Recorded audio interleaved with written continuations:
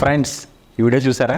ఏఐని ఎలా వాడుకోవాలో కరెక్ట్గా తెలిసిందే వాళ్ళకి, మల్లారెడ్డికి. మీరు కూడా ఇలా ఇన్నోవేటివ్గా మీ బిజినెస్ని ఏఐ వీడియో చేసి ప్రమోట్ చేసుకోవాలి. అండ్ ఇంకోటి గుర్తుపెట్టుకోండి, ఏఐ వీడియో అంటే మీరు జస్ట్ ఒక 4 క్యారెక్టర్స్ పెడితే కాదు, ఆ క్యారెక్టర్లో కొంచెం ఫేమస్ పర్సన్ పెడితే మీ వీడియో కొంచెం వైరల్ అవుతుంది.